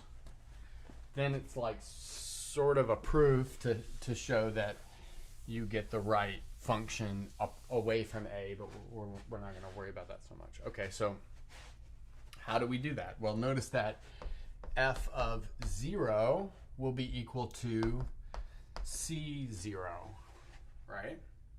So that, sorry, not f of 0, f evaluated at a will be c of 0. Well, how do we see that? Well, if we plug in x equals a, all of this cancels except for the very first term, the 0th term, if you will. So now let's look at f prime of a, and we can see that that is equal to the sum as n goes from 1 to infinity of n times c to the n times x minus a to the n minus 1. Right? So I don't have to start at 0 anymore. I could start at 1. But now evaluate this at x equals a. All of these top ones cancel except for the very first one. So we've got c evaluated at 1. Now let's look f double prime of a. So that equals the sum as n goes from 2 now, up to infinity of n times n minus 1 times cn x minus a to the n minus 2. So that's by doing term by term differentiation again. Evaluate this at x equals a. Everything except the bottom term will cancel because we'll have 0 there, and we'll be left with n times n times n minus 1, but that's going to be like 2 times 1 times c2. Now you can keep going here. F triple prime of a will be equal to 3 times 2 times 1 times c3. You think you can see the pattern going on here? So the pattern goes like this. F, maybe kth derivative evaluated at a will be k factorial ck. But recall, we didn't really want the derivatives. We wanted the coefficients. So that tells us that f of x is equal to, well, it doesn't tell us this, but it tells us what those coefficients should be. This follows from a Taylor's theorem or something, which we won't prove. The sum n goes from 0 to infinity of the nth derivative evaluated at a over n factorial x minus a to the n. So f of x equals that on the convergence interval for this. So I'll write it like this, where this converges. Like I said, there's like a little bit of a proof to that. But the proof really involves like guessing this structure first and then proving that this structure is right. Guessing this structure first is motivated by all of the stuff that we just did. Okay. So let's do some examples.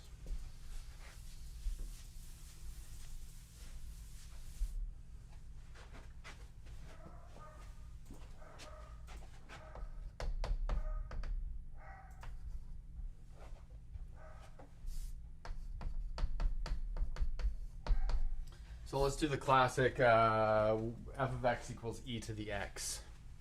So let's notice that in this case, oh yeah, and let's say a equals 0. I should say that this is the Taylor series for f of x based at a. If a is equal to 0, this is called the Maclaurin series for f of x. I won't write that on the board, but that's what those are. Taylor series and Maclaurin series. Maclaurin series is a special type of Taylor series. So if we're centered at a here, we'll notice every derivative of e to the x is e to the x, you know, by facts or whatever. But that means if we evaluate this at 0, we always get 1. But that means that e to the x equals the sum as n goes from 0 to infinity of 1 over n factorial times x to the n. Because notice these are all 1, then we have x minus 0 to the n. Where this converges, now we just need to figure out where does this converge. We can do that with the ratio test, taking the limit as n goes to infinity of x to the n plus 1 in absolute values over n plus 1 factorial times the reciprocal of this, that'll be n factorial over x to the n in absolute values. This thing right here cancels this down just to absolute value of x. This right here cancels this down just to n plus 1. But notice this absolute value of x, while it's arbitrary, it's fixed with respect to the limit. So this is going to infinity, which makes this whole thing go to 0. But notice that 0 is always less than 1 for all x. But that means that this is true for all x real numbers.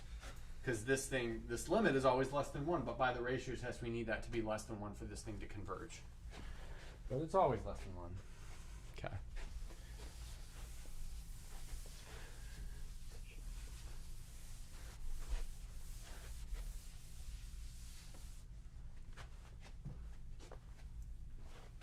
Let's do another one. F of x equals sine x. That's maybe another classic type example. Then let's say at 0 again. Okay. So, well, notice f of 0 is 0. Sine of 0 is 0. F prime of 0 is cosine of x evaluated at x equals 0. That's 1. Okay. F double prime of 0 is minus sine of x evaluated at 0. That is 0. F triple prime of 0, well, that's going to be negative 1, right? Because that gives you negative cosine of x. And then this is going to keep repeating.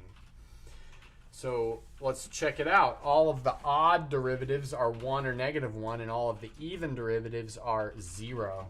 So that means we can start writing this out. This sine of x is going to be equal to, well, x, and then we need the over 1 factorial here over 3 factorial there, but we'll add those in at the end.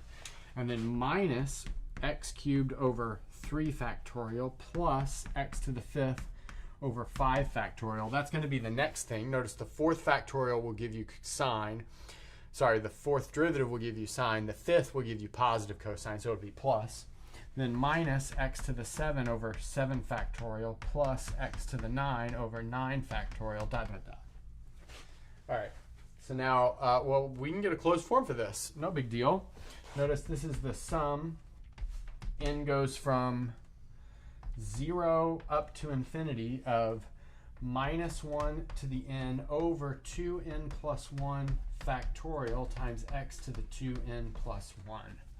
So notice we're only taking the odd terms. That's why you have the 2n plus 1. This is the 0th, 1st, 2nd, and so on and so forth, odd terms. Then we're dividing by the same thing, and then we're alternating as needed. Now you might say, well, what about cosine? Well, now we can just take the derivative of both sides of this to get cosine.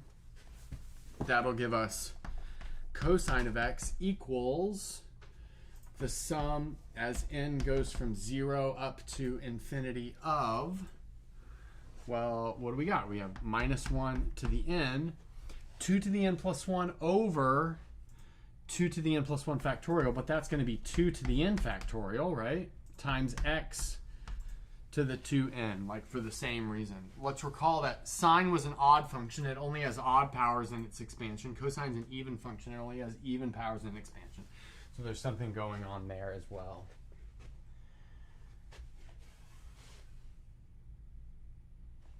Okay, so let's look at some examples.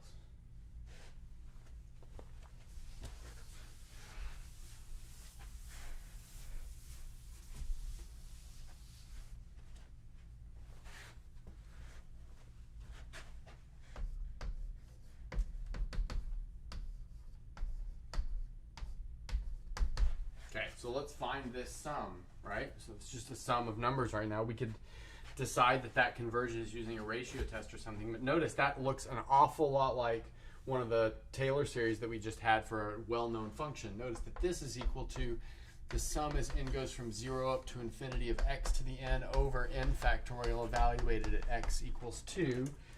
But this thing is just e to the x. That's e to the x evaluated at x equals 2, so that gives us 2. Okay, so let's look at a different one. So let's look at this maybe. The sum n goes from 1 to infinity of n over 2 to the n. Okay, so we've got exponential. Exponential makes it look like a geometric series. We've got this n. Well, that actually makes it look like the derivative of something, right? Well, can we hack this together to make it look a little better? And we can. Let's factor out a half, and now we have the sum as n goes from 1 to infinity of n times 1/2 to the n minus 1. Now it looks like we've kind of taken a derivative. Let's pretend that this half is an x. Looks like we took the derivative of x to the n came down, we've got n minus 1 right there. So this is 1/2, this sum, n goes from 1 up to infinity of n times x to the n minus 1 evaluated at x equals half. Okay, but look, that looks like the derivative of something. That looks like the derivative of x to the n. So this is half the derivative with respect to x of the sum n goes from 0 up to infinity of x to the n. Right? Yeah, and then evaluated at x equals half. But that's a geometric series. We know how to deal with that. So here we have, this is a half. The derivative with respect to x of 1 over 1 minus x evaluated at x equals half. Okay, so let's finish that up here.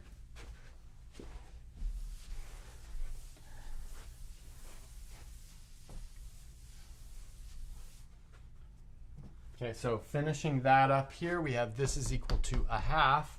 We know how to take that derivative. That's just its square, 1 over 1 minus x, quantity squared. Evaluate that at x equals half. We're pretty home free. We've got a half, 1 minus 1 minus half, quantity squared. You might say, well, what about the radius of convergence and that kind of stuff? But this geometric series has a radius of convergence of 1 centered around 0, so x equals half is well within that. So that gives us 1/2, 1 over 1/2 quantity squared, like that. It's going to be a quarter, but it's in the denominator, so it's 4 in the numerator, so the answer is 2.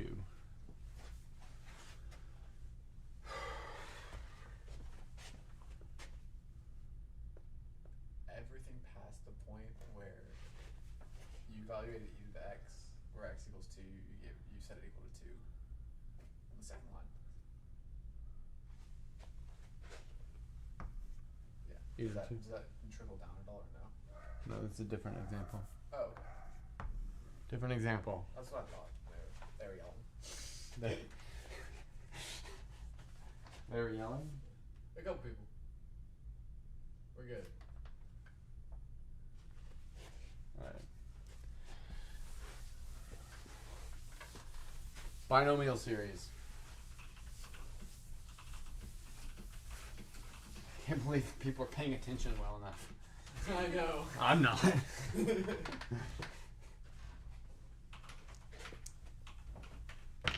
Okay. So let's take 1 plus x to the r power. And let's find its Maclaurin series. So notice its Maclaurin series will be the following. It'll be the sum as n goes from 0 to infinity of f, the nth derivative evaluated at 0 over n factorial times x to the n, where f of x equals 1 plus x to the r. Okay, but then what we'll do is we'll call the numbers that are in this expansion binomial coefficients. So we'll call them r choose n, right? So using this fact that we're expanding this as a Maclaurin series, we can get a formula for this r choose n. So let's do that. So let's notice that the 0th derivative, which is just the function evaluated at 0, is 1. The first derivative evaluated at 0 is r times 1 plus x to the r minus 1. That's just r after evaluating it at x equals 0. All the way down, the nth derivative evaluated at 0 is r times r minus 1, all the way down to r minus n plus 1 times 1 plus x to the r minus n. Evaluate that at x equals 0, and you'll get this product here. So you get r minus 1, all the way down to r minus n plus 1. Okay, so that gives us a motivation to define the following binomial coefficient, r choose n, as r times r minus 1 all the way down to r minus n plus 1 over n factorial, to fill in this n factorial that's built into the Maclaurin series. And I want to say that now we can kind of clean up this right-hand side and just write the expansion. And that goes like this. 1 plus x to the r equals, this sum as n goes from 0 to infinity of r choose n, x to the n. That's built off of this kind of motivation that we did over here. I want to say this converges if the absolute value of x is less than 1, sometimes more often. If r is a natural number, it converges for all real numbers. Why is that? Because it's just a polynomial. Well, you say it's an infinite sum here, but if r is a natural number, then at some point this r choose n is going to hit r minus r, which is 0, and everywhere after that it'll be 0. So it really collapses to a polynomial. But if r is not a natural number, if it's a negative integer,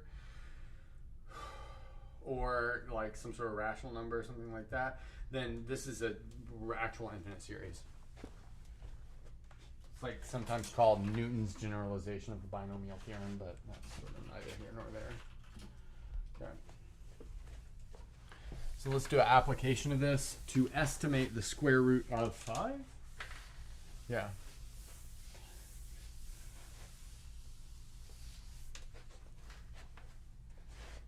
Okay, so let's estimate square root of 5 using binomial expansion. Okay, so what we'll do is we'll set f of x equal to the square root of 1 plus x, and think about how we can get the square root of 5 out of that by plugging a value of x between -1 and 1. It turns out that it's not too bad. If we plug in f of a quarter into that, we get the square root of 5 over 4, which is 1/2 times the square root of 5. So to approximate the square root of 5, we can say this is 2 times f of quarter.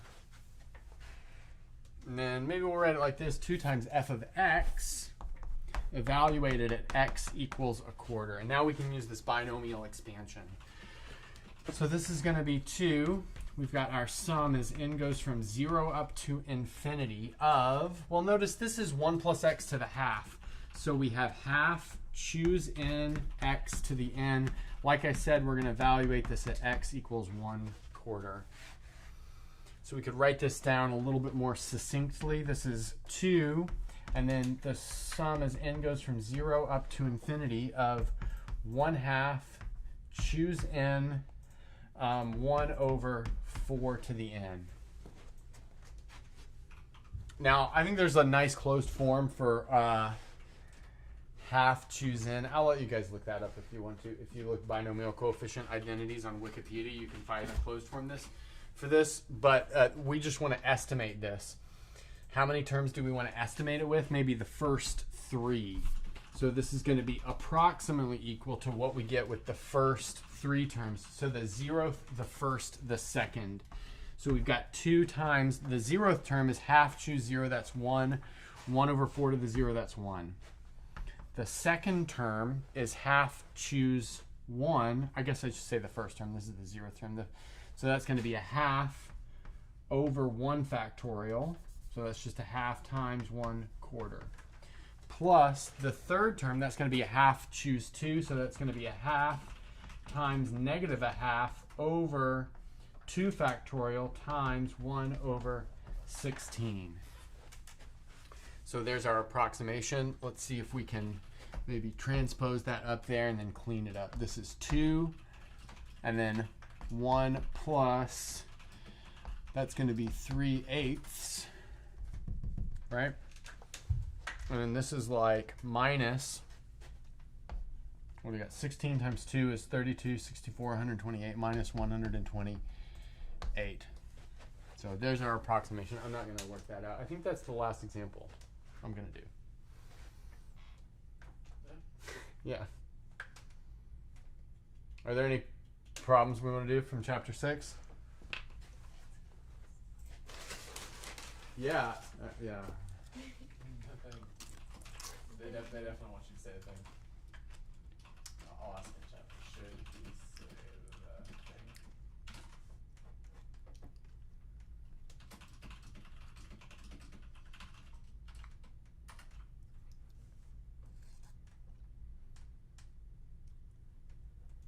So are we done? You gotta say it in all caps. I mean, are we done doing math problems? I think so. Okay. And that's a good place to stop.